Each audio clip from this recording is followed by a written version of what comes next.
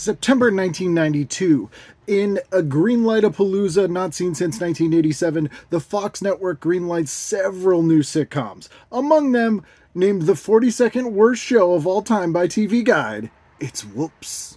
Fox recognizes there are some subjects so serious they can't be made fun of. Fortunately, the end of the world isn't one of them. Some of the eastern seaboard may have been spared. Really? No, just kidding. Introducing Whoops, the first comedy about the last people on Earth. Oh, it's a giant spider. It must be some sort of mutation, a result of the radioactivity. You think? Whoops premieres tonight, right after Flying Blind on Fox. Now, contrary to popular belief, Whoops is not based on the 1982 UK series Whoops Apocalypse.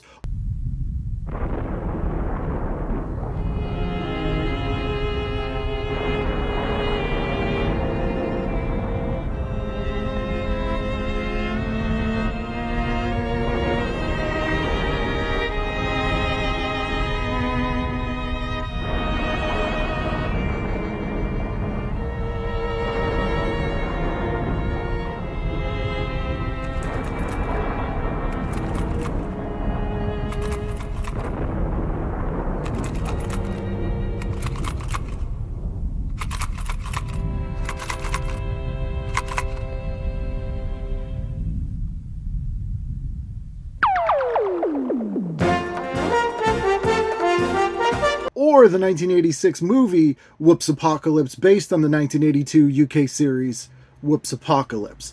This is just a sitcom about the end times in a post-nuclear world, and it is bad. Ironically, it was a time of relative peace in the world. In New York that day, thoughts were on the pennant race.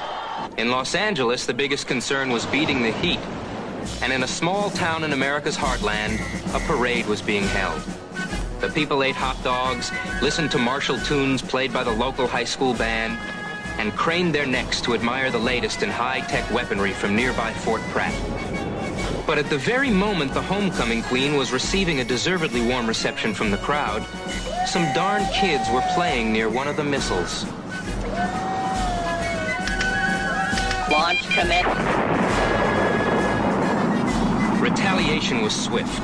Fail-safe and doomsday mechanisms kicked in exactly as programmed. And in less than 50 minutes, but for a handful of survivors, the world had been destroyed. Looking back on it, it had to be considered a bad parade.